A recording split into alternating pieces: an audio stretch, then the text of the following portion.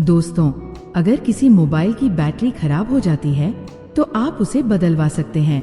उसके बाद आपका मोबाइल फिर से खूब चलने लगेगा। लेकिन अगर आप अपने शरीर पर ध्यान नहीं देंगे और इसे कमजोर ही करते रहेंगे तो एक दिन आपका शरीर बिल्कुल आपका साथ छोड़ देगा। जब बुढ़ापा आएगा तब तो आप बिल्कुल भी चल नहीं पाएंगे।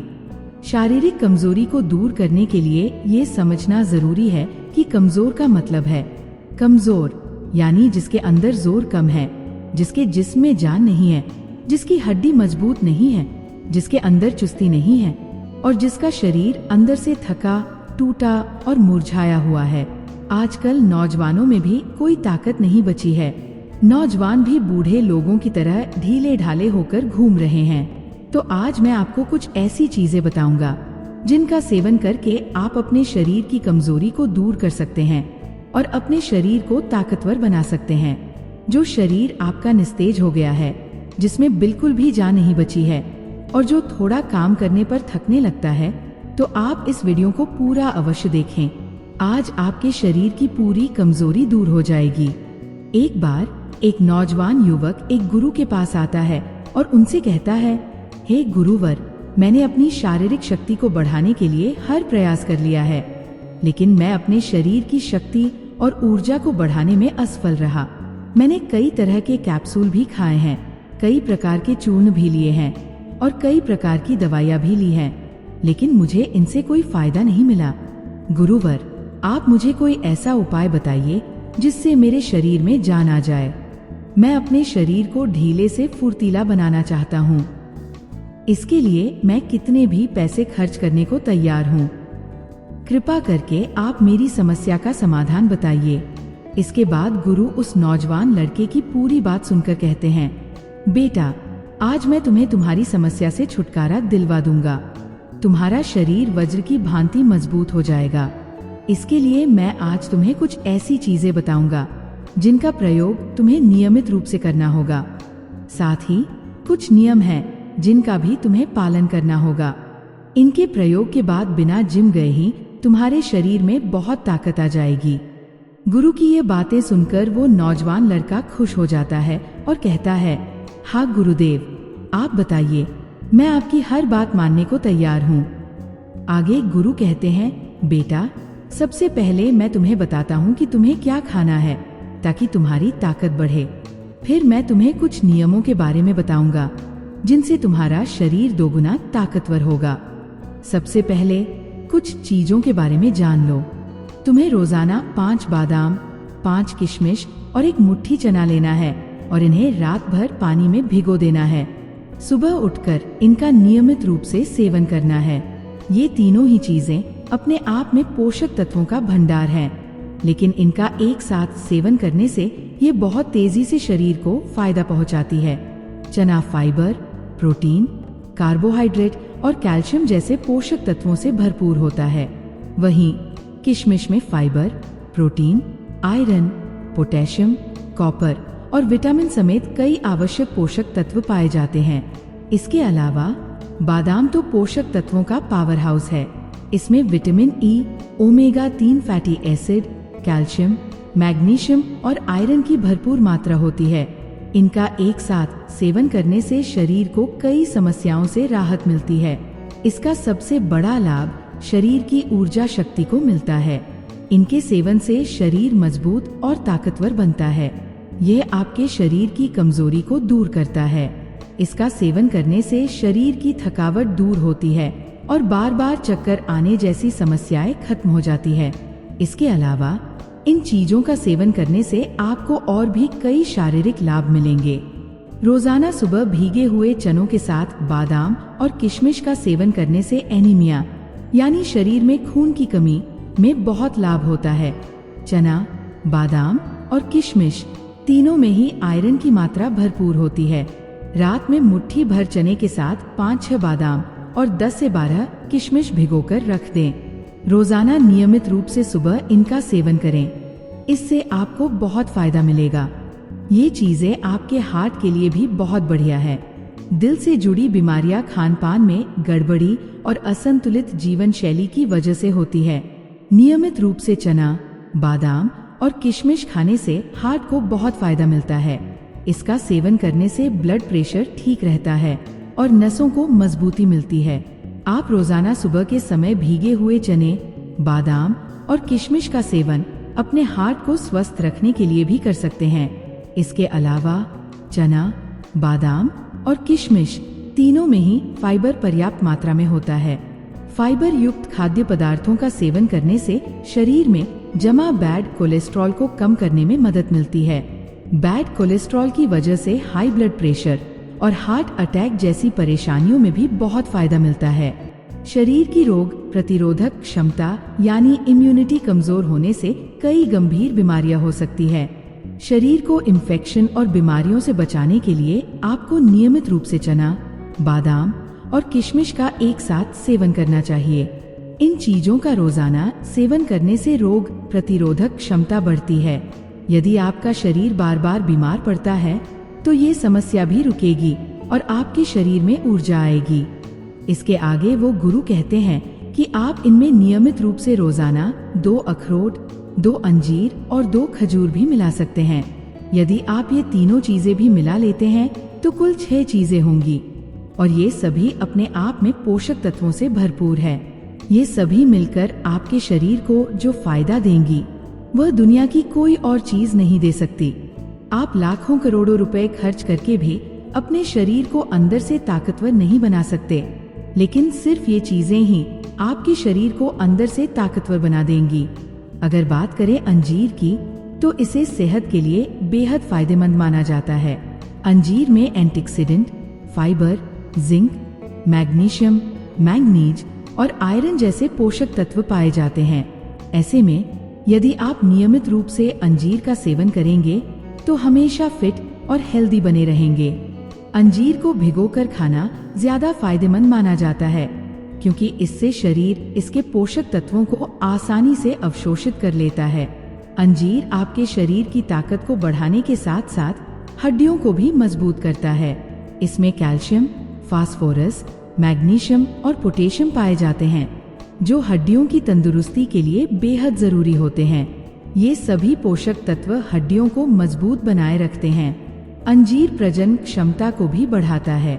इसमें जिंक, मैग्नीशियम, मैंगनीज और आयरन जैसे खनिज भरपूर मात्रा में होते हैं जो प्रजनन स्वास्थ्य को बढ़ावा देते हैं।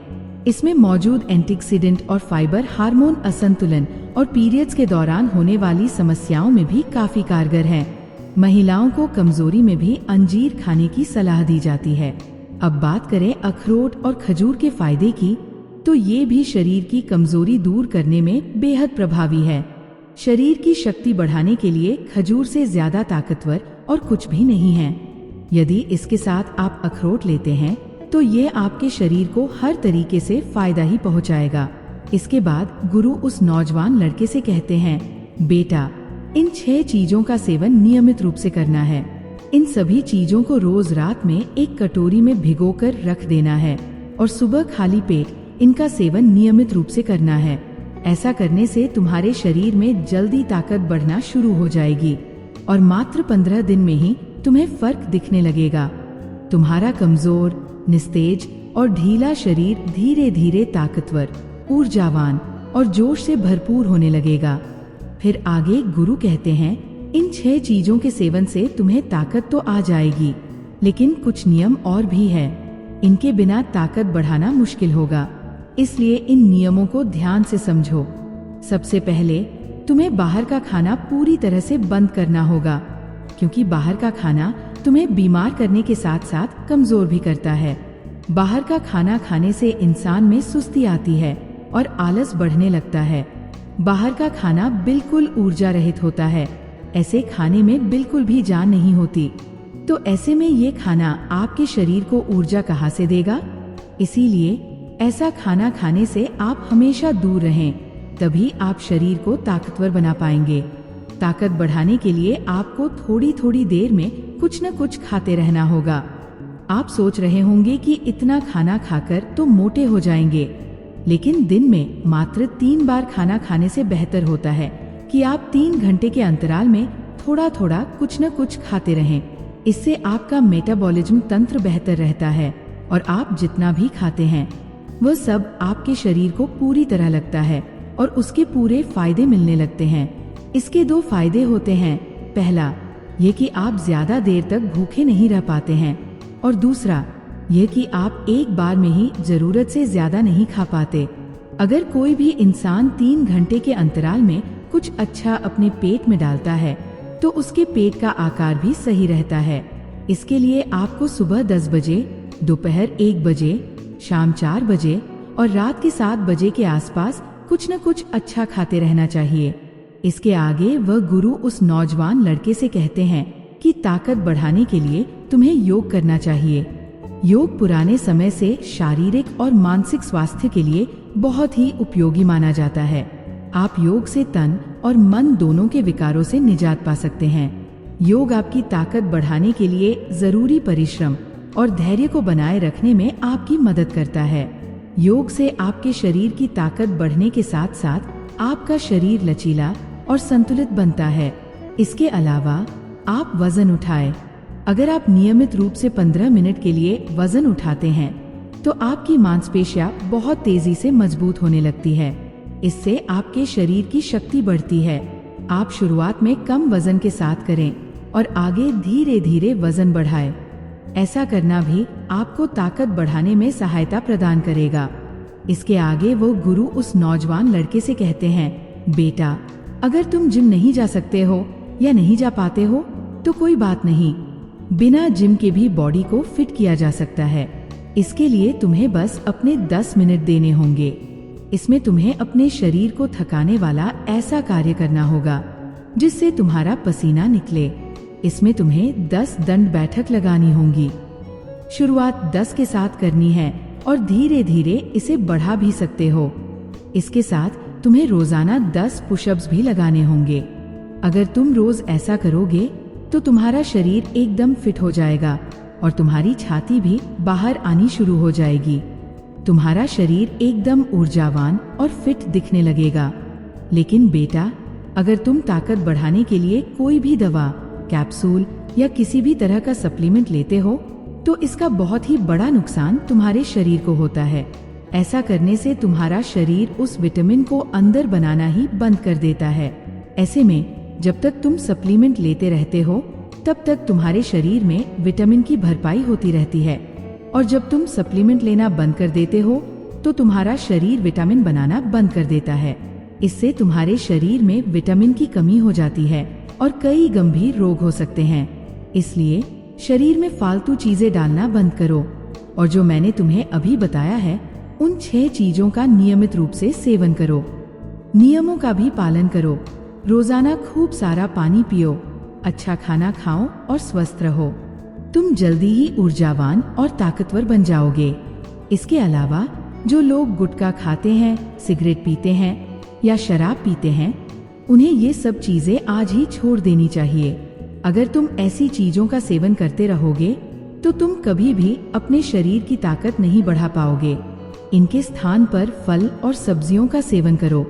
वे तुम्हारे शरीर को नुकसान पहुंचाने के बजाय बहुत फायदे देंगी। देर तक जागना भी कमजोरी को न्योता देता है, इसलिए तुम्हारे लिए रोजाना अच्छी नींद लेना बहुत जरूरी है। अगर आप अपने खान पान का सही समय निर्धारित कर लें और सारे उल्टे काम छोड़कर सही कार्य करें तो बहुत ही जल्दी आप अपने शरीर को ऊर्जावान बना लेंगे। एक बार एक आयुर्वेदिक गुरु जी के पास एक लड़का आता है और वह उन गुरु से कहता है, हे गुरुवर, मेरा पाचन तंत्र सही नहीं रहता है। मैं जो कुछ भी खाता हूँ वह मुझे हजम नहीं होता है। इसकी वजह से मुझे गैस की समस्या बनी रहती है। मुझे ऐसा लगता है कि जैसे मेरा पेट भरा भरा रहता है और पेट भरा भरा महसूस होने के कारण मुझे भूख भी बहुत कम लगती है। मेरे चेहरे पर दाग धब्बे रहते हैं। मुझे कब्ज की समस्या रहती है और मेरा पेट खुलकर साफ भी नहीं हो पाता है। गुरुदेव, मैंने इसके लिए बहुत सारी दवाइयाँ ली हैं, लेकिन फिर भी मुझे कोई आराम नहीं मिला। इसीलिए गुरुदेव, आप मेरी समस्या का हल मुझे बताएं। इसके बाद गुरु उस लड़के से कहते हैं, जो भी तुमने मुझे अपनी समस्या बताई है वह सब तुम्हारे खाने के न पचने के कारण हुई है। इसीलिए तुम्हें ये समझना होगा कि अपने खाने को पचाने के लिए क्या करना चाहिए और वे कौन से उपाय हैं जो तुम्हें करने होंगे ताकि तुम्हारा पाचन तंत्र मजबूत बन सके। आज मैं तुम्हें 5 ऐसी आयुर्वेदिक औषधियां भी बताऊंगा जिनके उपयोग से तुम्हारा पाचन तंत्र मजबूत हो जाएगा और तुम्हारे खाने का कण कण पचेगा। पेट की सड़न। जब तुम्हारे पेट में खाना जाता है और वह ठीक से नहीं पचता तो फिर वह सड़ता है और तुम्हारे पेट की समस्याओं का सबसे बड़ा कारण भी यही है। जब खाना पेट में जाकर पचने की बजाय सड़ता है तो इससे ही तुम्हें गैस की समस्या, एसिडिटी और भारीपन की समस्या होती है, जिससे भूख भी कम लगने लगती है। इसके बाद गुरुजी कहते हैं, अब सवाल ये उठता है कि आखिर खाना पचने की बजाय सड़ क्यों जाता है। इसका कारण है तुम्हारी मंदाग्नि। देखो, ध्यान से सुनो बेटा, तुम्हारे पेट में एक अग्नि होती है जिसे जठराग्नि कहते हैं। जब तुम्हारा खाना पेट में जाता है तो ये अग्नि उस खाने को पचाने का काम करती है। जब ये अग्नि धीमी हो जाती है तो तुम्हारा खाना पचने की बजाय सड़ता रहता है। अब ये अग्नि मंद क्यों होती है, इसे समझने के लिए तुम्हें आयुर्वेद के 4 नियमों को समझना बहुत जरूरी है। यदि इन 4 नियमों के अनुसार तुम अपनी जीवन शैली और अपने खान पान में परिवर्तन कर लेते हो तो तुम्हारे पाचन से जुड़ी अधिकतर समस्याओं का हल हो जाएगा। चाहे फिर तुम्हें कॉन्स्टिपेशन की समस्या हो, लूज मोशन की समस्या हो या फिर कोई अन्य पेट से संबंधित विकार हो। पहला नियम, अशुद्ध आहार।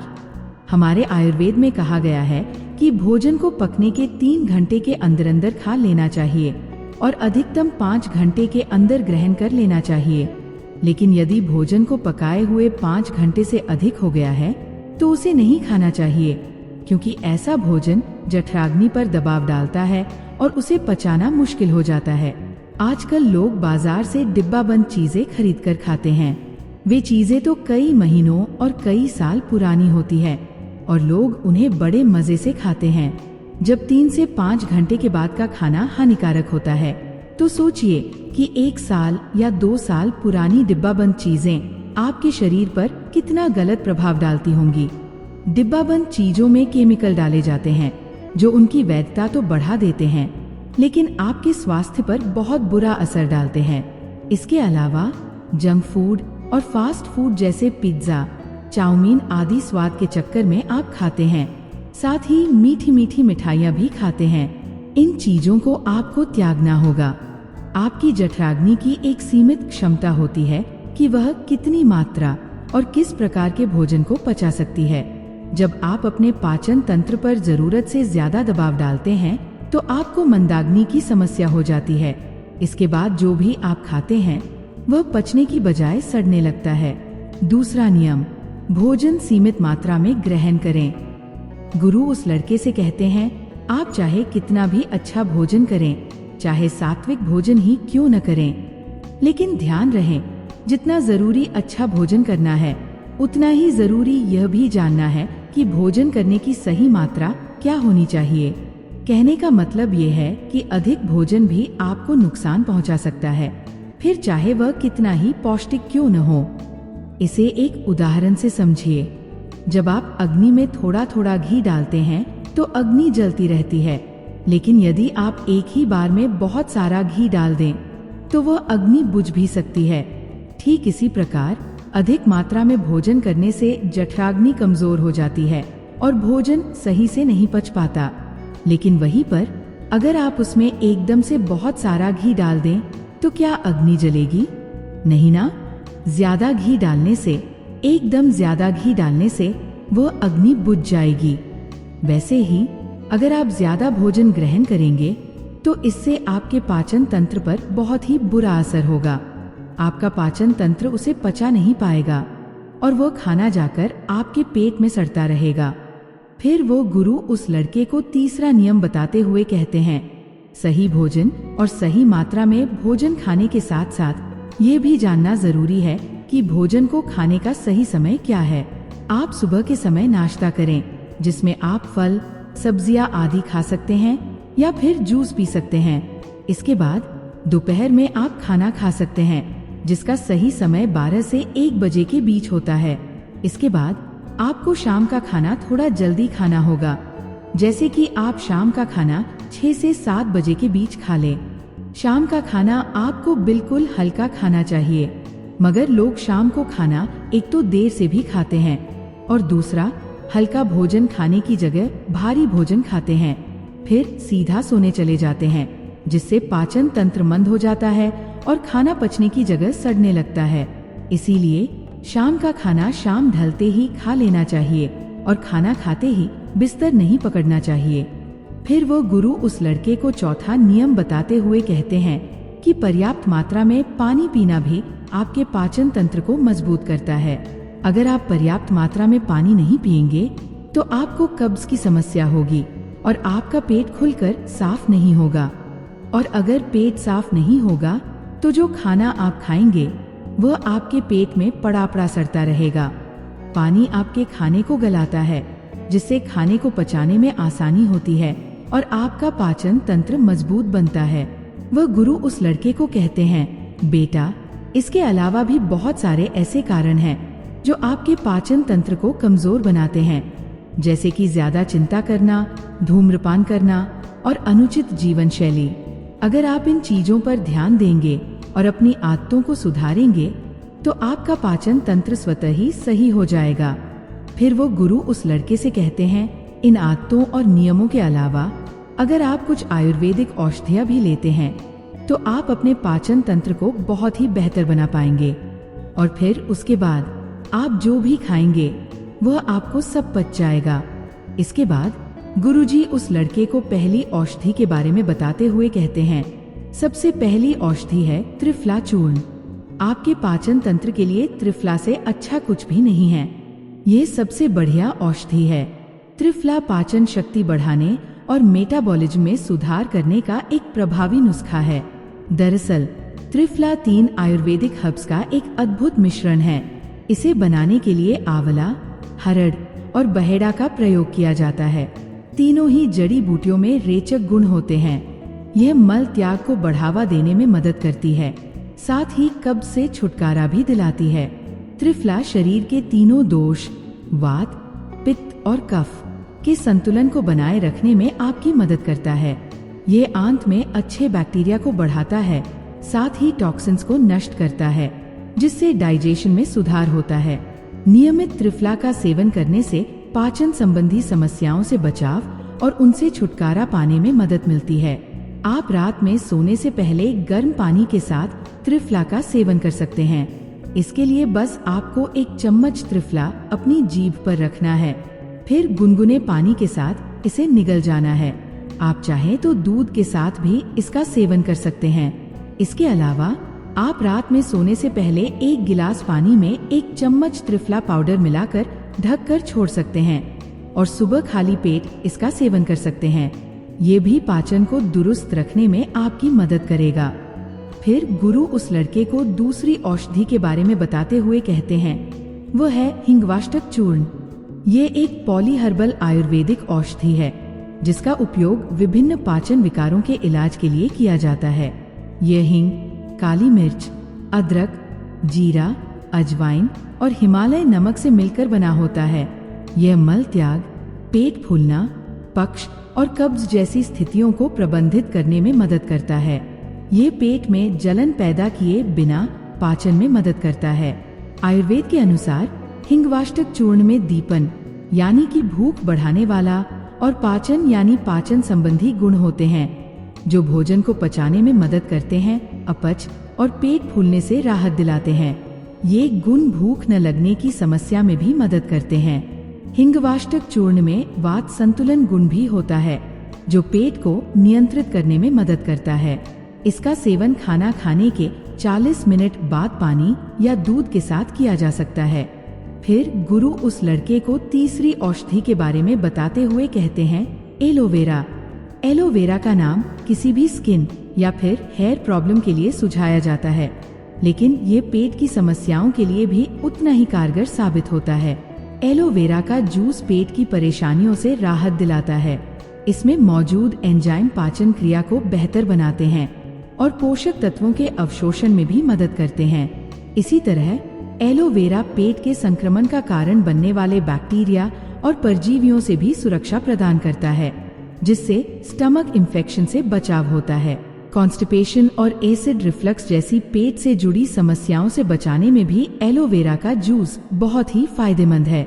इसके अलावा ये इम्यून सिस्टम को मजबूत बनाने और मेटाबॉलिज्म को बढ़ाने में भी मदद करता है। इसके बाद गुरुजी उस लड़के को चौथी औषधि बताते हुए कहते हैं कि आप ऐसी समस्या में हर्बल चाय का भी इस्तेमाल कर सकते हैं। ये चाय उबाली जाने वाली जड़ी बूटियों के मिश्रण से बनती है, जिनमें अनेकों औषधियां मिलाई जाती है। ये पाचन तंत्र को मजबूत करने के लिए बनाई जाती है। इसमें पुदीना होता है, जो पाचन तंत्र की मांसपेशियों को आराम देने की क्षमता रखता है। ये अपच के लक्षणों, गैस और ब्लोटिंग को कम करने में मदद करता है। इसमें अदरक होता है, जो एंटी इंफ्लेमेटरी गुणों से भरपूर होता है और पाचन को प्रोत्साहित करने में मदद करता है। ये गैस और ब्लोटिंग को कम करने में सहायता प्रदान करता है। इसमें धनिया होता है, जिसमें कार्बोनेटिव गुण होते हैं, जो पाचन में सहायता प्रदान करते हैं और मलाशय को शांत कर सकते हैं। इसी तरह कई अन्य जड़ी बूटियां होती हैं, जो आपके पाचन तंत्र को मजबूत कर सकती है। आप इन सभी के मिश्रण से हर्बल चाय बना सकते हैं, जो आपके पाचन तंत्र को मजबूत बनाने में आपकी सहायता करेगी। ध्यान रखें, इस तरह की चाय में आपको चीनी नहीं डालनी है। आप चाहे तो थोड़ा सा शहद इसमें मिला सकते हैं, लेकिन जिनको डायबिटीज है वे इस चाय को बिना मिठास के ही पिए। इसके बाद गुरु उस लड़के को पांचवी और अंतिम औषधि बताते हुए कहते हैं, अजवाइन। पाचन तंत्र ठीक न होने की वजह से लोगों में गैस की समस्या देखी जा सकती है। अजवाइन का पानी गैस की दिक्कत को कम करता है और पेट फूलने की समस्या में भी आराम देता है। इसके साथ ही अजवाइन पेट की जलन में भी राहत देता है। इसके पानी में कुछ विशेष एंजाइम पाए जाते हैं, जो आंतों की सफाई करते हैं और भोजन के पोषक तत्वों के अवशोषण में मदद मिलती है। अजवाइन का पानी तेजी से वजन घटाता है और मेटाबॉलिज्म को दुरुस्त रखता है। अगर आपका कोलेस्ट्रॉल लेवल बढ़ता या घटता रहता है, तो ये उसे भी नियंत्रित करता है। इसके बाद वह गुरु उस लड़के से कहते हैं, बेटा, तुम इन 5 औषधियों में से कोई भी एक औषधि इस्तेमाल कर सकते हो और अपनी जीवन शैली में जो मैंने तुम्हें नियम बताए उनका अनुसरण करके अपने पाचन तंत्र को बहुत ही जल्दी मजबूत बना सकते हो। तो दोस्तों, उम्मीद करता हूँ कि आपको इस कहानी से बहुत कुछ सीखने को मिला होगा। ये कहानी आपको कैसी लगी? हमें कमेंट बॉक्स में कमेंट करके जरूर बताएं। आज की इस कहानी में हम सबसे आसान और सबसे असरदार तरीकों के बारे में बात करेंगे, जिनसे आप अपने घर पर रहकर बिना किसी दवा के अपना पेट बहुत ही आसानी से साफ कर सकते हैं। इसके बाद हम आपको भोजन के 3 नियमों के बारे में भी बताएंगे, इसलिए दोस्तों वीडियो पूरा देखिएगा। उससे पहले अगर आप भी भगवान बुद्ध को दिल से मानते हैं और उनके सच्चे भक्त हैं, तो कहानी को पूरा सुने और अनजाना पथ चैनल को सब्सक्राइब करके कमेंट बॉक्स में नमो बुद्धाय अवश्य लिखें। किसी गांव में रामू नाम का व्यक्ति रहता था। वह अपने पेट को लेकर बहुत ही ज्यादा परेशान रहता था। वह एक दिन एक महात्मा के पास जाता है, क्योंकि वह महात्मा आयुर्वेद के महान ज्ञानी थे। रामू महात्मा को प्रणाम करता है और कहता है, हे महात्मा, मैं अपने पेट को लेकर बहुत ज्यादा परेशान हूँ। मेरे पेट में दिन प्रतिदिन समस्याएं उत्पन्न होती जा रही है। मेरा पेट अच्छे से साफ नहीं हो पाता है। मेरे पेट में बहुत ज्यादा जलन और दर्द होने लगता है। इसके अलावा मुझे मल त्याग करने में भी बहुत ज्यादा समस्या होती है। अगर मैं संक्षेप में कहूँ तो मेरी पाचन क्रिया समय से पहले ही मेरा साथ नहीं दे रही है। हे मुनिवर, कृपया आप मुझे कोई ऐसा समाधान बताइए जिससे मैं अपना पेट आसानी से साफ कर सकूं और इन सभी समस्याओं से हमेशा के लिए निजात पा सकूं। पहले तो उस महात्मा ने रामू की सभी बातों को ध्यान पूर्वक सुना और फिर कहा, हमारे आयुर्वेद के सिद्धांत के अनुसार जितना समय आपको पेशाब यानी कि टॉयलेट करने में लगता है, उतना ही समय पेट साफ होने में लगना चाहिए, तभी आप स्वस्थ हैं। लेकिन बहुत सारे लोग टॉयलेट में बहुत देर तक बैठे रहते हैं, मोबाइल चलाते रहते हैं, अखबार पढ़ते रहते हैं, लेकिन उसके बावजूद उनका पेट ठीक से साफ नहीं हो पाता। इसी कारण से उनके मन का संतुलन पूरे दिन खराब रहता है। बेचैनी, घबराहट, किसी काम में मन ना लगना, ये सब ठीक से पेट साफ ना होने की वजह से ही होता है। जब भी आप अपनी किसी भी बीमारी का इलाज आयुर्वेदिक पद्धति के अनुसार करवाते हैं तो सबसे पहले आपके पेट की सफाई की जाती है। ये अपने आप में पूरा इलाज नहीं है, लेकिन ये शरीर के सुधार के लिए बुनियादी वातावरण पैदा करता है। कोई भी दवा तभी ठीक प्रकार से काम करेगी जब आपका पेट साफ होगा, वरना आप कितनी भी दवाइयाँ लें, कितना भी इलाज कराएं, कोई फर्क नहीं होने वाला। शरीर हमें संकेत भेजता रहता है कि हमारा पेट ठीक से साफ नहीं हो पा रहा है, जैसे कि पसीने में से दुर्गंध या मुंह में से दुर्गंध। अगर वहां से दुर्गंध आ रही है तो हमें समझ जाना चाहिए कि हमारा पेट ठीक से साफ नहीं हो पा रहा है और हमें इसका हल निकालना होगा। ठीक से नींद ना आना, मानसिक समस्याएं, ये सारी चीजें पेट साफ ना होने के कारण ही पैदा होती है। फिर रामू ने कहा, महात्मा, हमें अपना पेट साफ कैसे करना है? महात्मा ने कहा, आज मैं आपको पेट साफ करने के लिए कुछ प्रभावी आयुर्वेदिक औषधियाँ और तरीकों के बारे में बताऊंगा। ये औषधियाँ आपको कब्ज से भी छुटकारा दिलाने में मदद करेंगी। महात्मा की बातों को सुनकर रामू बहुत ज्यादा उत्साहित हो जाता है और कहता है, महात्मा, कृपया आप मुझे उन सभी तरीकों के बारे में जानकारी दें जिससे मैं अपना पेट हमेशा के लिए स्वस्थ और साफ रख सकूं। इसके बाद महात्मा पहला तरीका बताते हुए कहते हैं, सबसे पहले हमें ये समझना चाहिए कि आज के समय में हमारी दिनचर्या और हमारा खान पान पूरी तरह से बदल चुका है। उसी बदलाव की वजह से हमारे शरीर में नाना प्रकार की बीमारियां पैदा होती है और हमारा पेट भी ठीक से साफ नहीं हो पाता। उदाहरण के लिए, आज के समय में ज्यादातर लोग फ्रीज का पानी पीते हैं, जो कि बहुत ठंडा होता है। जितना ठंडा पानी आप पिएंगे, आपके पेट में जमा गंदगी उतनी ही सख्त होती जाएगी। इसी कारण से कब्ज जैसी बीमारियां पैदा होती है। अगर पानी को गर्म करके गुनगुना करके पिया जाए तो पेट की गंदगी बहुत ही आसानी से बाहर आ पाएगी। सुबह उठते ही 2 गिलास गुनगुना पानी आराम से घूंट घूंट करके पिए। कुछ लोगों को लग रहा होगा कि घूंट घूंट पानी पीने में बहुत समय लगेगा, लेकिन अगर यहाँ पर समय नहीं लगाएंगे तो टॉयलेट में समय लगेगा। ये सबसे आसान और घरेलू नुस्खा है जिसे सब लोग अपना सकते हैं। बस संयम और नियम की जरूरत होती है। देखिए, ठीक तरह से पानी पीना आपकी बहुत सारी बीमारियों को खत्म कर सकता है। जितना हो सके दिन में ज्यादा से ज्यादा पानी पिए, लेकिन याद रहे, ठंडा पानी पीने की बजाय गर्म करके गुनगुना पानी पिए। आजकल बाजार में ऐसी बोतलें भी आती हैं जिनमें आप जैसा पानी डालेंगे पानी वैसा ही रहेगा। तो आप ऐसी बोतल ले सकते हैं और पानी गर्म करके गुनगुना करके उस बोतल में डाल सकते हैं।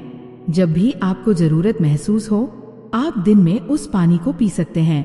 लेकिन पानी के संबंध में एक बात जरूर याद रखें कि खाना खाते ही पानी नहीं पीना है। इससे आपकी पाचन क्रिया बाधित होती है। हमारे पेट में जो जठराग्नि होती है वह खाने को पचाने का काम करती है।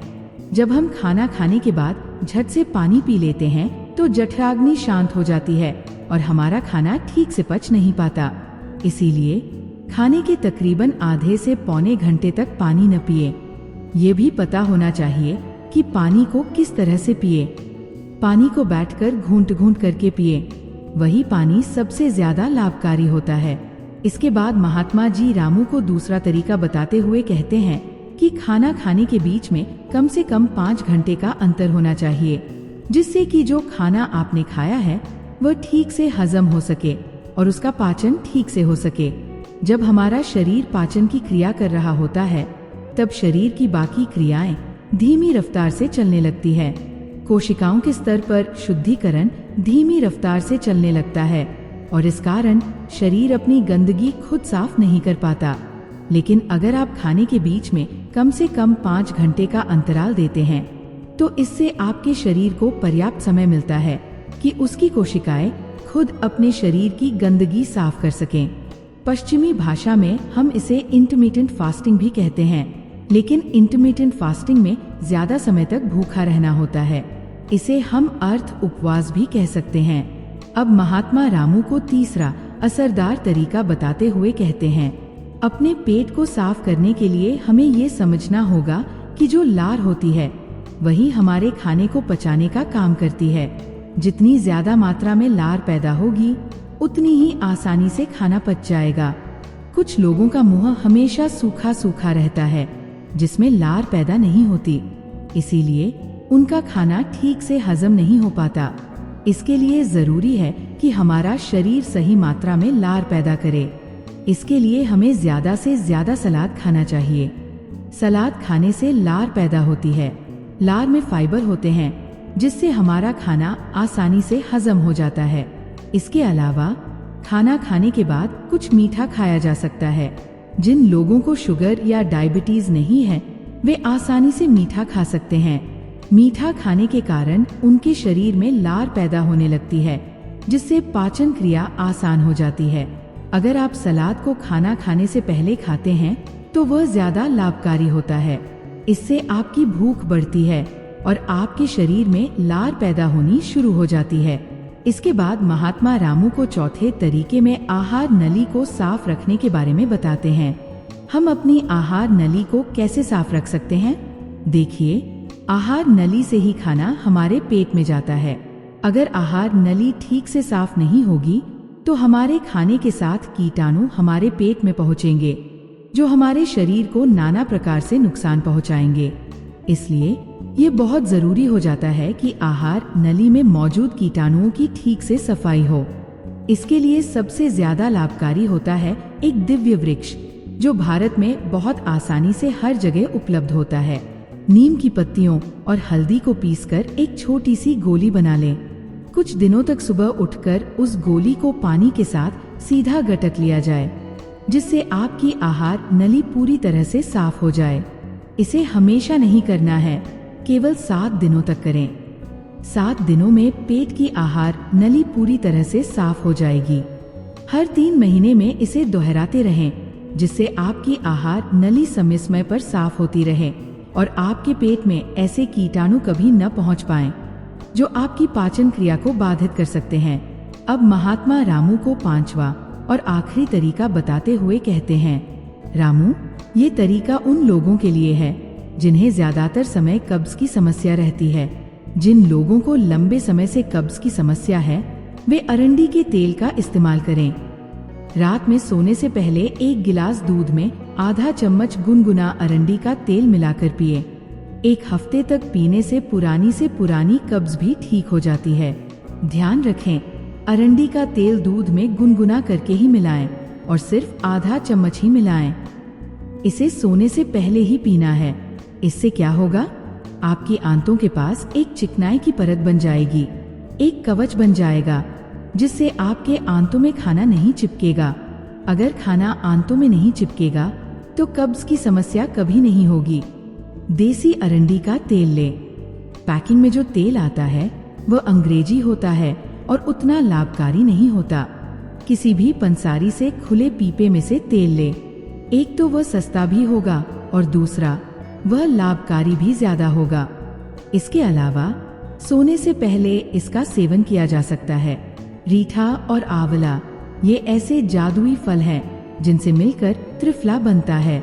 इन तीनों की अलग अलग खूबियां हैं, लेकिन अगर ये तीनों एक साथ मिला दिया जाए तो इनकी दिव्यता और इनके गुण और भी ज्यादा हो जाते हैं।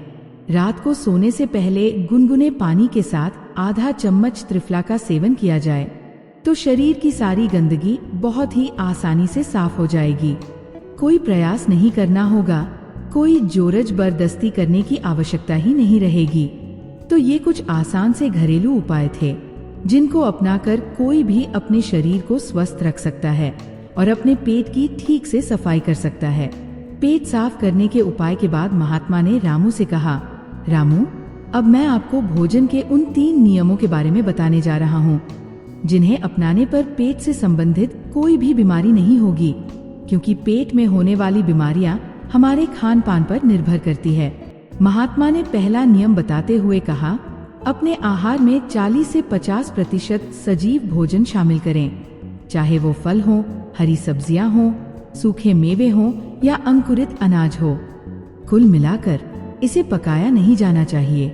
ज्यादातर लोग मृत भोजन खाते हैं और फिर स्वस्थ रहने की उम्मीद करते हैं, मृत भोजन खाने का मतलब है कि हम किसी मृत चीज से जीवन निकाल रहे हैं, इसलिए इसमें कुछ लगेगा ही नहीं। हमारे शरीर से ऊर्जा निकलती है तो ये हमें ऊर्जा देती है। भोजन को पचाने के लिए आवश्यक सभी पाचक रस न केवल शरीर में पाए जाते हैं, बल्कि उस भोजन में भी होते हैं। लेकिन जब हम उस भोजन को पकाते हैं तो उसमें से बहुत से पाचक रस नष्ट हो जाते हैं। जब हम बिना पाचक रसों के खाना खाते हैं तो हमारे शरीर को उन सभी पाचक रसों को दोबारा बनाना होता है जो नष्ट हो गए हैं। लेकिन किसी व्यक्ति का पाचन तंत्र कितना भी अच्छा क्यों न हो, वह उन सभी पाचक रसों को दोबारा नहीं बना सकता जो नष्ट हो चुके हैं। रामू ने पूछा, महात्मा, दूसरा नियम क्या है? महात्मा ने कहा, दूसरा नियम ये है कि शुद्ध शाकाहारी भोजन खाएं, यानी जो भोजन वृक्ष से मिलता है, जानवरों से नहीं। मांस, मछली, अंडा न खाएं। प्रकृति ने हमारे शरीर को जानवरों को खाने के लिए नहीं बनाया है। महात्मा ने तीसरा नियम बताया, बासी भोजन या लंबे समय तक रखा हुआ भोजन नहीं करना चाहिए। गीता के 7वें अध्याय के 10वें श्लोक में भगवान श्री कृष्ण कहते हैं कि जो भोजन पकाया जाता है उसे पकाने के 3 घंटे के भीतर ही खा लेना चाहिए, क्योंकि 3 घंटे के बाद वह भोजन तामसिक हो जाता है और उसमें से जीवन समाप्त होने लगता है। इसीलिए भारतीय यौगिक संस्कृति में पका हुआ भोजन किया जाता है और 3 घंटे से ज्यादा रखा हुआ भोजन नहीं खाना चाहिए। हमारे पूर्वजों ने भी इसी नियम का पालन किया था, इसीलिए खाना सीधे चूल्हे से उनकी थाली में आ जाता था। लेकिन आजकल ज्यादातर लोग सुबह का खाना शाम को खाते हैं और रात का बचा हुआ खाना सुबह खाते हैं, जिससे वे कई बीमारियों को निमंत्रण देते हैं। महात्मा ने रामू को तीनों नियम बताने के बाद अपने ध्यान को केंद्रित करने में लगा दिया और रामू ने महात्मा को प्रणाम किया और वहां से चला गया। तो दोस्तों, यदि आप भी इन 3 नियमों का पालन करेंगे तो आपकी बीमारी भी ठीक हो जाएगी और आप भी स्वस्थ हो जाएंगे। दोस्तों, पानी हमारे शरीर के लिए कितना महत्वपूर्ण है, ये तो आप सभी को पता ही होगा। लेकिन क्या आपको पता है कि पानी को किस तरह से पीना चाहिए? यकीनन मैं ये कह सकता हूँ कि हम में से अधिकतर लोगों को पानी पीने का सही तरीका ज्ञात नहीं होगा, जिस कारण हमारे शरीर में दर्द, पेट की समस्या और थकावट जैसी बीमारियां उत्पन्न होती है। इन समस्याओं को खत्म करने के लिए मनुष्य को पानी किस तरह से पीना चाहिए, इस विषय पर प्रसिद्ध भारतीय आयुर्वेदिक गुरु की कहानी मैं आज आपको सुनाऊंगा। तो चलिए उस प्रसिद्ध कहानी की शुरुआत करते हैं।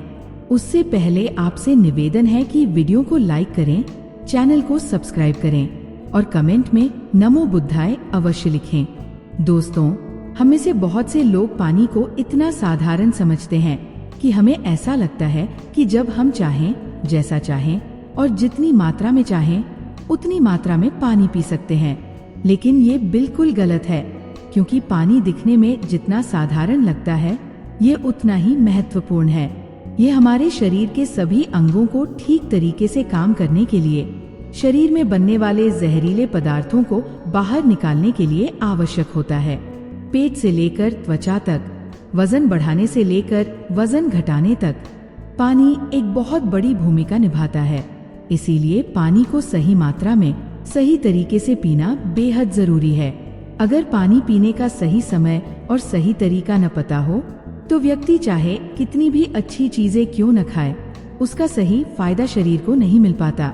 इसकी वजह से भविष्य में कई समस्याओं का सामना करना पड़ सकता है, जैसे कि कब्ज, गैस, लिवर की समस्या, कमजोरी और थकान, गुर्दे में पत्थरी, रोग प्रतिरोधक क्षमता का कमजोर होना, बार बार बीमार पड़ना, स्किन एलर्जी, दाग धब्बे और खुजली, चेहरे पर पिंपल्स, व्हाइट हेड्स और ब्लैक हेड्स, स्किन का बहुत ज्यादा ऑयली या बहुत ज्यादा ड्राई होना, शरीर को खाया पिया न लगना, जोड़ों में दर्द, शरीर के अनचाहे हिस्सों में चर्बी का जमा होना, सिर दर्द और चक्कर आना, वजन बढ़ाने और घटाने में कठिनाई, बालों का झड़ना, रातों को नींद न आना। ये सभी समस्याएं पानी सही तरीके से न पीने की वजह से हो सकती है। सिर्फ पानी को गलत तरीके से पीने से आपको बीमारियां हो सकती है। इसलिए आज इस वीडियो में हम जानेंगे कि हमारे लिए पानी इतना जरूरी क्यों है और इसका हमारे शरीर में क्या काम है। एक दिन में कम से कम और ज्यादा से ज्यादा कितनी मात्रा में पानी पिया जा सकता है? अगर शरीर में पानी की कमी हो जाए तो इसका किस तरह से पता लगाया जा सकता है? एक बार में कितना गिलास पानी पीना चाहिए और किस तरह से पानी को पीना चाहिए? पानी कब कब पीना चाहिए और पानी कब कब नहीं पीना चाहिए? यानी पानी पीने का सही तरीका क्या है? किस तरह का पानी पीना चाहिए, जैसे ठंडा, नॉर्मल या फिर गर्म? पानी वजन बढ़ाने और वजन घटाने में किस तरह से मदद करता है? इन सभी के बारे में आज हम इस कहानी में जानेंगे और समझने वाले हैं। इसीलिए इस कहानी को बड़े ध्यान पूर्वक सुने और वीडियो को लाइक करके चैनल को सब्सक्राइब जरूर कर लें। एक बार एक गुरु जो आयुर्वेद के बहुत बड़े ज्ञाता थे, एक गांव में उपदेश दे रहे थे। वे लोगों को स्वास्थ्य से जुड़ी समस्याओं के बारे में बता रहे थे और समझा रहे थे कि हमें अपने स्वास्थ्य को ठीक रखने के लिए किन किन नियमों का पालन करना चाहिए, क्योंकि हमारी कुछ छोटी छोटी गलतियां ही हमारे लिए बहुत बड़ी और गंभीर बीमारियां पैदा कर देती है। फिर वो गुरु सभी से कहते हैं, आप लोग पानी को बहुत ही साधारण समझते हैं, लेकिन अगर आप इसका गलत तरीके से इस्तेमाल करते हैं तो ये आपके शरीर में जानलेवा बीमारियां पैदा कर सकता है। उन गुरु की ऐसी बातें सुनकर सभा में से एक युवक खड़ा होकर बोलता है, गुरुदेव, भला पानी पीने से गंभीर बीमारियां कैसे हो सकती हैं? पानी तो जीवन का आधार है, इसके बिना तो मनुष्य जीवित भी नहीं रह सकता।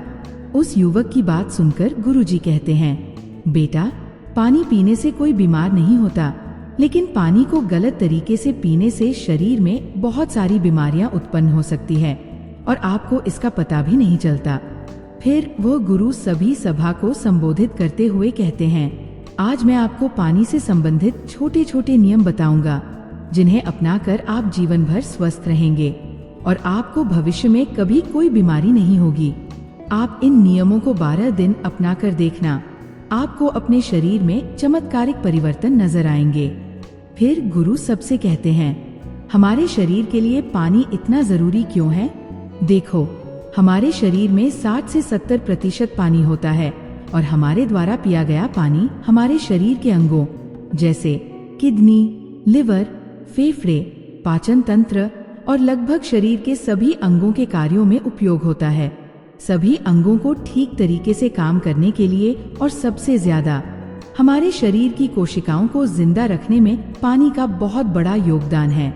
फिर वह गुरु उन सभी को बताते हैं, सबसे पहले अब हम ये जानते हैं कि दिन भर में कम से कम और ज्यादा से ज्यादा कितना पानी पिया जा सकता है, और अगर आपके शरीर में पानी की कमी हो गई है तो इसका पता कैसे करें?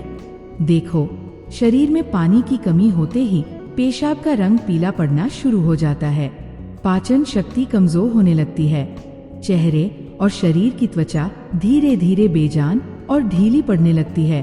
अगर शुरुआत में ही पानी पीने के सही तरीके पर ध्यान नहीं दिया जाए तो ये लक्षण भविष्य में गंभीर बीमारियों को न्योता देते हैं। इसलिए हर दिन एक निश्चित मात्रा में पानी पीना बहुत जरूरी है। अब मैं आपको बताता हूँ कि दिन भर में पानी कितना पीना चाहिए और पानी किस तरह का होना चाहिए, गर्म, ठंडा या नॉर्मल। इसके लिए हमें यह जानना होगा कि पानी में क्या क्या होता है और ये किन किन समस्याओं में फायदा पहुंचा सकता है। दोस्तों, पानी में 0 कैलोरी होती है, लेकिन इसके बावजूद यह हमारे शरीर को हाइड्रेट करके शरीर से विषाक्त पदार्थों, टॉक्सिन्स को बाहर निकालने में मदद करता है। यह हमारी त्वचा को साफ करता है, दिमाग की शक्ति को बढ़ाता है, पाचन क्रिया को ठीक करता है, आंखों की रोशनी और हड्डियों की मजबूती में सहायक होता है और लगभग हमारे शरीर के सभी अंगों को सही तरीके से काम करने में मदद करता है। इसीलिए हमारे लिए पानी इतना जरूरी होता है कि हम चाय के बिना लंबे समय तक रह सकते हैं, लेकिन पानी के बिना कुछ दिन जीवित रहना भी संभव नहीं है, क्योंकि हमारे शरीर से पानी पेशाब और सांस लेने की प्रक्रिया के दौरान लगभग 2 लीटर प्रतिदिन बाहर निकलता है, जिसे वापस रिस्टोर करना बहुत जरूरी होता है। वैसे तो किसी भी व्यक्ति को दिन भर में कितना पानी पीना चाहिए, ये उस व्यक्ति की सेहत पर और वह जहाँ रहता है वहाँ के वातावरण पर निर्भर करता है। उस जगह का मौसम कैसा है, उसका वजन क्या है और उसकी फिजिकल एक्टिविटी पर यह निर्भर करता है। लेकिन एक सामान्य व्यक्ति को दिन भर में 2.5 से 3 लीटर पानी जरूर पीना चाहिए, जो कि लगभग 10 से 12 गिलास होता है। गर्मी के मौसम में ज्यादा पसीना निकलता है, इसीलिए पानी की मात्रा आप बढ़ा सकते हैं। जो लोग एक्सरसाइज करते हैं उन्हें आम लोगों के मुकाबले थोड़ा ज्यादा पानी पीना चाहिए, क्योंकि उनके शरीर में पानी की जो खपत है वह ज्यादा मात्रा में होती है। फिर गुरु उन सभी से कहते हैं, अब सवाल ये उठता है कि अगर आप जरूरत से ज्यादा पानी पी लेते हैं तो उससे शरीर में क्या समस्या हो सकती है। तो ध्यान से सुनो। उसका जवाब यह है कि कोई भी चीज हद से ज्यादा हो जाए तो बहुत नुकसान देती है। ज्यादा मात्रा में पानी पीने से हमारी किडनी का काम बढ़ जाता है और खून में सोडियम का स्तर कम होने के चांस बहुत ज्यादा होते हैं। लेकिन ऐसा बहुत कम होता है, क्योंकि अक्सर लोग उतना भी पानी नहीं पी पाते हैं जितना उन्हें पीना चाहिए। नुकसान तब होता है जब कोई व्यक्ति 5 या 6 लीटर पानी पी जाता है। हमें एक बार में कितना गिलास पानी पीना चाहिए और किस तरह का पानी पीना चाहिए? ध्यान से सुनो। सब लोगों को लगता है कि पानी को जब चाहे, जैसे चाहे, जितना चाहे पी सकते हैं, लेकिन ऐसा सोचना बिल्कुल गलत है। एक ही तरीके के पानी को अलग अलग तरह से पीने से शरीर पर अलग अलग प्रकार के प्रभाव होते हैं। इसीलिए पानी हमेशा बैठकर और धीरे धीरे पीना चाहिए। जैसे कि पानी को मुंह में रखकर 4 सेकंड के लिए उसे मुंह में इधर उधर घुमाएं और फिर निगलें। ऐसा करने से हमारे मुंह में मौजूद लार, जो कि क्षारीय होती है, पेट में जाकर पेट की अम्लता को शांत करती है, जिससे पाचन शक्ति बढ़ाने में बहुत मदद मिलती है। जब आप खड़े होकर जल्दी जल्दी पानी पीते हैं तो हमारी किडनी उसे ठीक से फिल्टर नहीं कर पाती है, और जब हम मुंह से हटकर डायरेक्ट बोतल से पानी पीते हैं तो पानी के साथ साथ बाहर मौजूद बहुत सारी गैस भी हमारे शरीर में प्रवेश कर जाती है, जिससे भविष्य में जोड़ों में दर्द होने के चांस बहुत ज्यादा बढ़ जाते हैं। इसलिए पानी हमेशा बैठकर और धीरे धीरे 4-5 सांसों में पीना चाहिए। एक बार में 1 या 1.5 गिलास पानी ही पीना चाहिए, या जितनी प्यास हो उतना ही पानी पीना चाहिए।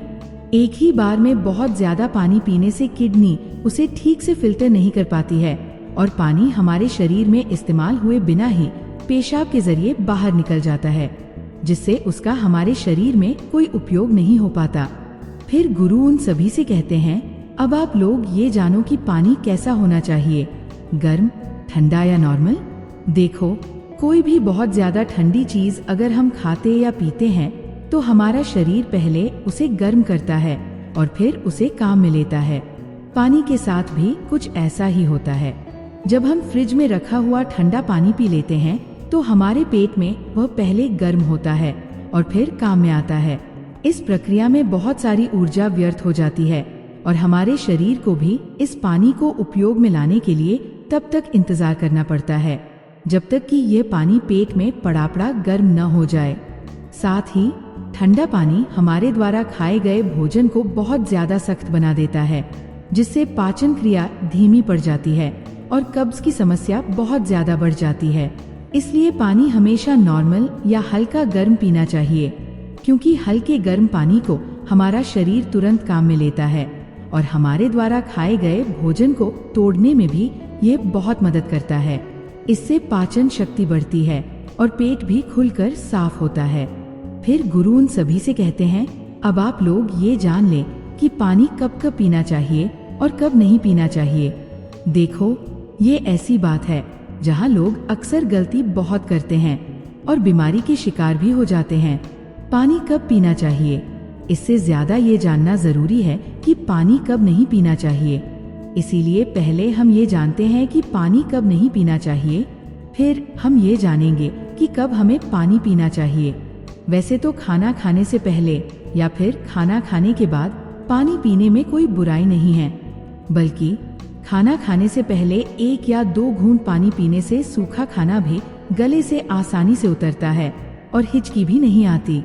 लेकिन 1 या 2 घूंट कहने का मतलब है कि गला भीगने जितना पानी पीना चाहिए।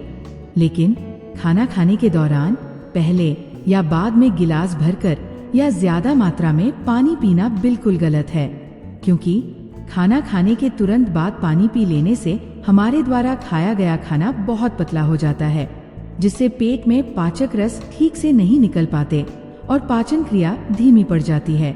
इसीलिए पानी हमेशा खाना खाने के 40 मिनट बाद या 1 घंटे बाद ही पीना चाहिए। खाना खाने के पहले भी आप 1 घंटे पहले पेट भरकर पानी पी सकते हैं। फिर गुरु उन सभी से कहते हैं, रात को सोने से पहले या अचानक नींद खुलने पर पानी पीकर सोना गलत है।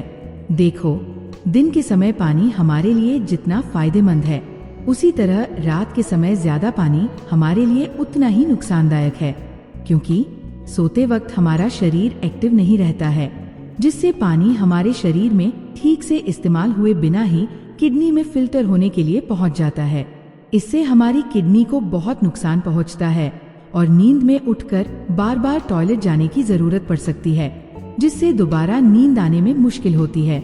इसीलिए जितना हो सके दिन के समय ही पानी की जरूरत को पूरा करने की कोशिश करनी चाहिए, क्योंकि जल्दी जल्दी पानी पीते रहने से पानी शरीर में इस्तेमाल हुए बिना ही पेशाब के जरिए बाहर निकल जाता है और इससे जल्दी जल्दी पेशाब आने की समस्या भी शुरू हो जाती है। इसीलिए जब आपको लगे कि आपका पेशाब पीला नहीं है बल्कि पानी की तरह बिल्कुल साफ है, तो इसका मतलब है कि फिलहाल आपके शरीर को पानी की जरूरत नहीं है। इसीलिए पेशाब करने के बाद पानी पीने के लिए कम से कम 15 से 20 मिनट रुकें, ताकि हमारी किडनी को रेस्ट लेने का थोड़ा मौका मिल सके। नहीं तो जल्दी जल्दी पानी पीते रहने से बार बार पेशाब आने और पेशाब को ठीक से रोक न पाने की समस्या हो सकती है। फिर गुरु उनसे कहते हैं, फल खाने के बाद भी पानी नहीं पीना चाहिए। देखो, फल और कुछ सब्जियां जैसे टमाटर अगर आप कच्चा खाते हैं तो उनके तुरंत बाद पानी नहीं पीना चाहिए। इसी तरह केला, तरबूज, अनार, संतरा, अंगूर, चेरी और दूसरे फल खाने के बाद तुरंत पानी बिल्कुल नहीं पीना चाहिए, क्योंकि ऐसा करने से खाया हुआ भोजन बहुत सख्त हो जाता है, जिससे पाचन क्रिया धीमी पड़ जाती है और कुछ लोगों को सर्दी जुकाम भी हो सकता है। साथ ही ज्यादा गर्म चीजें जैसे कि चाय, कॉफी और सूप पीने के बाद भी आपको बिल्कुल पानी नहीं पीना चाहिए, क्योंकि गर्म चीजें पीने के बाद पानी पीने से दांत और मसूड़ों को बहुत नुकसान होता है। फिर गुरु उन सभी से कहते हैं, अब हम बात करते हैं कि कब कब पानी पीना चाहिए और पानी पीने का सही समय क्या है। देखो, जिस तरह हम खाना खाने से पहले प्लेट को धोकर साफ करते हैं, फिर उसमें खाना खाते हैं, उसी तरह हमें हर सुबह कुछ भी खाने और पीने से पहले अपने पेट की सफाई जरूर करनी चाहिए। इसके लिए पानी से बेहतर और कुछ नहीं हो सकता। सुबह खाली पेट पानी पीने से रात को सोते समय पेट में बनने वाले जहरीले पदार्थों की काफी हद तक सफाई हो जाती है। लेकिन जो लोग खाली पेट पानी पिए बिना ही कुछ भी खा पी लेते हैं, तो ये बिल्कुल ऐसा ही हो जाता है जैसे कि झूठी प्लेट को बिना साफ किए ही उसमें खाना खा लेना। इसीलिए 1 से 2 गिलास पानी सुबह खाली पेट अवश्य पिए। 1-1 घंटे के अंतराल में आपको पानी पीते रहना चाहिए। खाना खाने के 1 घंटे बाद पानी पीना चाहिए और खाना खाने से 1 घंटे पहले भी पानी पीना चाहिए। उसी तरह रात के समय पानी कम मात्रा में पीना चाहिए। रात का खाना खाने के बाद पानी पीने की जगह 2 घंटे बाद 1 गिलास दूध का सेवन करना चाहिए, क्योंकि इसमें मौजूद प्रोटीन पूरी रात शरीर को धीरे धीरे ऊर्जा प्रदान करता है और इसमें मौजूद अमीनो एसिड दिमाग को शांत करके अच्छी नींद लाने में मदद करता है। अगर आप दिन में भी पानी पिए तो 2 बार पानी पीने के बीच लगभग 1 घंटे का अंतराल रखें, ताकि पूरे दिन में 2.5 से 3 लीटर पानी पिया जा सके। अगर आप धूप में जाकर आते हैं, दौड़ लगाकर आते हैं या फिर एक्सरसाइज करते हैं, तो उस दौरान एक बार में गिलास भरकर पानी कभी नहीं पीना चाहिए, क्योंकि उस वक्त हमारे शरीर का तापमान बढ़ा रहता है। इसीलिए उस वक्त ज्यादा पानी पीने से हमारे शरीर को फायदे की जगह नुकसान हो सकता है और एक्सरसाइज में भी आपको परेशानी हो सकती है। इसलिए एक्सरसाइज के दौरान एक बार में 1/4 गिलास या फिर 2 या 3 घूंट पानी पीना चाहिए। जब भी आपको प्यास लगे तो फिर से 1/4 गिलास पानी या 2 से 3 घूंट पानी ही पीना चाहिए। एक्सरसाइज खत्म होने के बाद आप 1 घंटे के बाद 1 गिलास पानी भरकर पी सकते हैं, लेकिन एक्सरसाइज के दौरान थोड़ी मात्रा में ही पानी पीना चाहिए। इस तरह से पानी पीने से हमारे शरीर की जितनी भी समस्याएं हैं वो काफी हद तक ठीक हो जाती हैं और साथ ही साथ हमारा पाचन तंत्र भी ठीक रहता है। इससे वजन बढ़ाने और वजन घटाने में काफी मदद मिलती है, क्योंकि जब तक किसी व्यक्ति का पाचन तंत्र ठीक नहीं हो जाता तब तक वजन का बढ़ाना या फिर घटाना संभव नहीं है। पानी पीने के इस तरीके को 12 से 15 दिन तक अपनाने से ही आपकी सेहत पर बहुत अच्छे प्रभाव देखने को मिलेंगे। सांसों के द्वारा अपने मन को शांत करने के बारे में आपने सुना होगा, लेकिन क्या आप सोच सकते हैं कि सांसों का एक ऐसा ध्यान है जो आपके शरीर को सभी बीमारियों से बचा सकता है? देखिए, आप सब लोगों ने कपालभाति, अनुलोम विलोम के बारे में सुना होगा। दरअसल कुछ पलों का सांसों का तूफान आपके रोम रोम को जागृत कर सकता है। सांसों के इस अद्भुत विज्ञान के बारे में महात्मा बुद्ध ने एक कहानी के माध्यम से बहुत अच्छे तरीके से समझाया है। महात्मा बुद्ध के सबसे प्रिय शिष्य आनंद ने एक बार बुद्ध से सवाल किया, हे बुद्ध, आप हमेशा कहते हैं कि सांसों पर ध्यान लगाओ, लेकिन ध्यान तो हम किसी भी चीज का कर सकते हैं, जैसे कि अपने चलने पर, भोजन करने पर या फिर कोई काम करने पर। फिर सांसों पर ध्यान लगाना ही क्यों महत्वपूर्ण होता है? महात्मा बुद्ध ने इसका जवाब देते हुए बताया, सांसें हमारे जीवन का आधार होती है, उन्हीं से हमें जीवन मिलता है और उन्हीं के छूट जाने से जीवन खत्म हो जाता है। आनंद, अगर जीवन को समझना है तो हमें अपने मन को समझना होगा, और सांसें हमारे मन और हमारे शरीर के बीच एक पुल का काम करती है।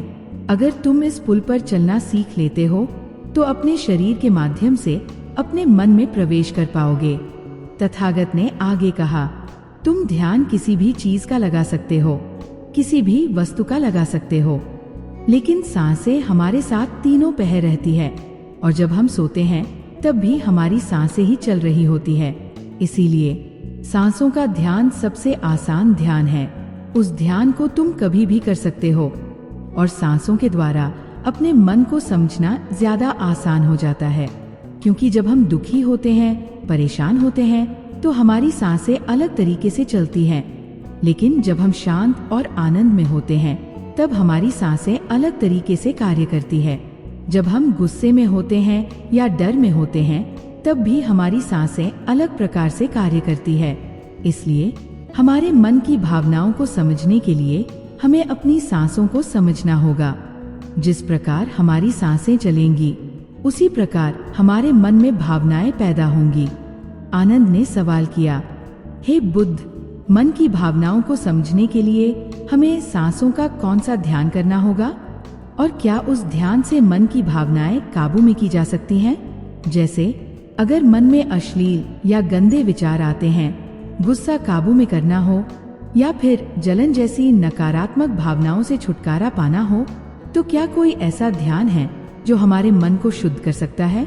क्योंकि जब तक मन में पवित्रता पैदा नहीं होगी तब तक ध्यान करने का कोई लाभ नहीं है।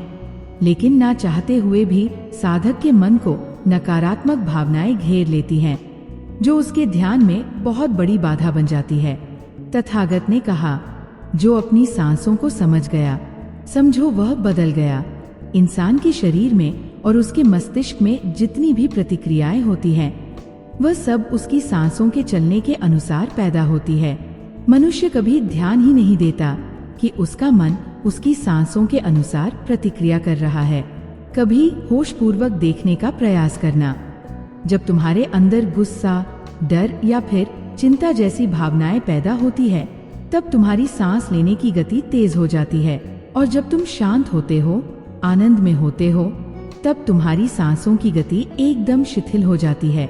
आनंद, जितनी गहरी किसी की सांस होती है, उतना ही ठहराव उसके व्यक्तित्व में पैदा हो जाता है। अक्सर तुम देखोगे कि जो लोग गहरी सांस नहीं लेते हैं, यानी कि छाती से सांस लेते हैं, उनकी सांसें उथली उथली रहती है। ऐसे लोग ज्यादा दुखी और चिंतित रहते हैं। वहीं पर जिन लोगों की सांस गहरी होती है, उनकी आंखों में तुम्हें एक शांति नजर आएगी, एक आनंद दिखेगा। ऐसे लोग किसी भी परिस्थिति में बेचैन नहीं होते हैं। उनका मन हमेशा शांत बना रहता है। वे कठिन से कठिन परिस्थिति को भी बड़ी शांति से सुलझाते हैं और इसीलिए उनकी बुद्धि, उनका मस्तिष्क दूसरों से तेज काम कर पाता है, क्योंकि उनका मन शांत और नकारात्मक भावनाओं से खाली होता है। आनंद। अगर कोई भी मनुष्य नकारात्मक भावनाओं या नकारात्मक विचारों से घिरा रहता है, शरीर में सुस्ती और आलस्य महसूस करता है, तो ये सभी भावनाएं उसकी सांसों के कारण पैदा होती है। इसीलिए ये बहुत आवश्यक है कि अगर जीवन में अच्छी आदतें बनानी है, सोचने का नजरिया सकारात्मक रखना है, तो हमें अपनी सांसों को समझना होगा। इसका सबसे अच्छा तरीका है अपनी सांसों का ध्यान रखना। सांस हमारी हमेशा चलती रहती है। अगर पूरे दिन में से कुछ समय हम अपनी सांसों पर ध्यान लगाने के लिए दें, तो हमारा पूरा जीवन परिवर्तित हो सकता है। धीरे धीरे जैसे जैसे सांसों पर ध्यान गहरा होता जाएगा, वैसे वैसे तुम अपनी भावनाओं को समझने लगोगे, अपने शरीर में चल रही प्रतिक्रियाओं को अच्छे से देखने लगोगे। ये तभी संभव हो सकता है जब तुम अपने प्रति सचेत रहो, अपने प्रति होश में रहो। और होश तभी जागृत होता है जब किसी चीज पर निरंतर ध्यान लगाया जाता है। हमेशा ध्यान में रहने के लिए प्रकृति ने हमें सांसें दी है। हम अपनी सांसों पर चलते समय, खाते समय, उठते समय, बैठते समय हर वक्त ध्यान लगा सकते हैं। उन्हें देख सकते हैं कि वे किस नाक से आ रही हैं, किस नाक से जा रही हैं, नाक के कौन से कोने से टकरा रही है। और जब हम निरंतर ये देखने लगते हैं तो हमारे विचार हटने लगते हैं। अब हम वास्तविकता की दुनिया में जी रहे होते हैं। अब शरीर की छोटी से छोटी संवेदना और हर एक भावना का हमारे शरीर, हमारी ऊर्जा और हमारे मस्तिष्क पर क्या असर पड़ता है, इसे हम समझ पाते हैं। अब तुम समझ पाओगे कि हमारे विचारों के कारण हमारी भावनाएं पैदा होती है। जैसे हमारे विचार होंगे, वैसी ही भावनाएं हमारे अंदर पैदा होती रहेंगी। एक सोते हुए बच्चे के पेट को देखना। आनंद। जब भी वह सोता है तो उसके पेट से सांस चल रही होती है, इसीलिए उसका मन बड़ा संवेदनशील होता है। जीवन में किसी भी कार्य में सफलता प्राप्त करने के लिए कुछ सकारात्मक भावनाओं का होना या फिर अच्छे गुणों का होना बहुत आवश्यक होता है। अच्छे गुण जैसे कि स्वभाव में धैर्य होना, गुस्सा न करना, कठिन परिस्थितियों में हार न मानना, चुनौतियों का डटकर मुकाबला करना, ये सभी भावनाएं या कहें कि गुण एक इंसान में होना बहुत आवश्यक है अगर उसे बड़ी बड़ी सफलताएं हासिल करनी है। और ये सभी गुण हमारे स्वभाव में हमारी सांसों के द्वारा पैदा किए जा सकते हैं। इनका विज्ञान होता है, लेकिन अज्ञानतावश मनुष्य हमेशा अपने को बाहर से बदलना चाहता है, अपने अंतर्मन पर कभी ध्यान नहीं देना चाहता, जहाँ से सारा ब्रह्मांड संचालित हो रहा है, जहाँ से उसकी सारी इच्छाएं पूरी हो सकती है। आनंद ने सवाल किया, हे बुद्ध, आपने यह तो बताया कि हमारी भावनाएं हमारी सांसों से संचालित होती हैं, लेकिन क्या हमारी सांसें हमारे शरीर को भी स्वस्थ रख सकती हैं? और अगर हाँ, तो उसके लिए क्या तरीका है, कौन सा ध्यान है? तथागत ने जवाब देते हुए बताया, हमारे शरीर के लिए सबसे ज्यादा आवश्यक है कि हमारा रक्त ठीक तरीके से प्रवाहित हो। अगर शरीर में रक्त अच्छे तरीके से चलेगा तो शरीर में कोई बीमारी पैदा नहीं होगी। लेकिन अगर हमारा रक्त दूषित है, उसमें कुछ गंदगी है, तो वो शरीर के दूसरे अंगों को भी बीमार कर देगा। इसीलिए ये सबसे ज्यादा आवश्यक है कि तुम्हारा रक्त एकदम साफ हो। और रक्त के साफ होने के लिए सबसे ज्यादा जरूरी चीज है सांसें। गहरी सांसें हमारे रक्त को साफ रखती है। जिस प्रकार हमारे शरीर की खुराक भोजन होता है, उसी प्रकार हमारे रक्त की खुराक सांसें होती है। इसलिए तुम जितनी गहरी सांसें लेते हो, तुम पाओगे कि तुम्हारा मस्तिष्क उतना ही शांत और शीतल होता जा रहा है, क्योंकि मस्तिष्क में रक्त का प्रवाह बहुत अच्छे से हो रहा है और इसीलिए मस्तिष्क में दुख, संताप या उदासी जैसे लक्षण कभी पैदा नहीं होते। सुबह सुबह अपनी सांसों के साथ किया गया ध्यान या फिर प्राणायाम हमारे पूरे जीवन को स्वस्थ बना सकता है, सारी बीमारियों को दूर कर सकता है। जो लोग रोज सुबह उठकर ठीक तरह से प्राणायाम करते हैं, उनका पूरा दिन आनंद से भरा हुआ रहता है। कोई दुख, कोई चिंता उनके दिमाग में घर नहीं कर सकती है। याद रहे कि सुबह का किया हुआ ध्यान या फिर प्राणायाम सबसे ज्यादा लाभकारी होता है। वैसे तो ध्यान तुम किसी भी समय कर सकते हो, क्योंकि ये हर समय लाभ पहुंचाता है, लेकिन जब बात प्राणायाम की आती है तो प्राणायाम सुबह सुबह करने चाहिए जब पेट खाली होता है। ब्रह्मा मुहूर्त में किया गया ध्यान आपको ध्यान की गहराइयों तक लेकर जा सकता है। कुछ ही समय में अच्छे परिणाम देखने को मिलते हैं। ब्रह्मा मुहूर्त वह समय होता है जब पूरी प्रकृति जागृत होती है। पक्षी अपने घोंसले छोड़कर भोजन की तलाश में निकल पड़ते हैं। ग्वाले गायों का दूध निकालते हैं। मंदिरों के द्वार खुल जाते हैं। ऐसा प्रतीत होता है जैसे कि पूरी प्रकृति का ये सर्जन का समय होता है। आनंद, अगर तुम होश में रहकर सुबह के समय की सुंदरता देख पाओ तो तुम ध्यान की गहराइयों को समझ पाओगे और समाधि की अवस्था तक जा पाओगे। आपका पूरा जीवन अपने आप परिवर्तित हो जाएगा। बुरी आदत या बुरे विचार छोड़ने के लिए कोई मेहनत नहीं करनी पड़ेगी। अपने साथ कोई जबरदस्ती नहीं करनी पड़ेगी। बुरे विचार और बेफिजूल की भावनाएं अपने आप मन से गायब होती चली जाएंगी। जब तक तुम उन्हें बाहर से बदलने का प्रयास करते रहोगे तब तक सफलता कभी तुम्हारे हाथ नहीं लगेगी। लेकिन अगर अपनी सांसों का सहारा लोगे तो पहले दिन से ही परिवर्तन आने शुरू हो जाएंगे। तथागत ने कहा, मैं ये नहीं कहता कि इसका परिणाम तुम्हें 10 साल बाद मिलेगा। इसका परिणाम तुम्हें तत्काल मिलेगा। जब भी तुम कुछ समय के लिए अपनी सांसों को शांत करके एक जगह पर ध्यान टिकाओ तो तुम्हें एहसास होगा कि तुम्हारा मन अपने आप शांत हो गया है। उसमें कोई दुख, कोई विचार, कोई भावना तुम्हें परेशान नहीं कर पा रही है। कठिन परिस्थितियों में खुद पर काबू रखना, खुद पर विश्वास रखना सबसे ज्यादा आवश्यक है, और ये तभी संभव है जब हमारी बुद्धि सुलझी हुई हो। हम छोटी छोटी बातों के बारे में ज्यादा सोचने की जगह उनके हल के बारे में विचार करने लगेंगे। अभी तुम्हारी ऊर्जा हो सकता है कि गलत जगहों पर इस्तेमाल हो रही हो, लेकिन अगर अपनी ऊर्जा को एक सही दिशा देनी है, उसका सही इस्तेमाल करना है, तो तुम्हें सांसों का विज्ञान समझना ही होगा। और ये कहकर बुद्ध हमेशा की तरह अपनी गहरी योग निद्रा में चले गए।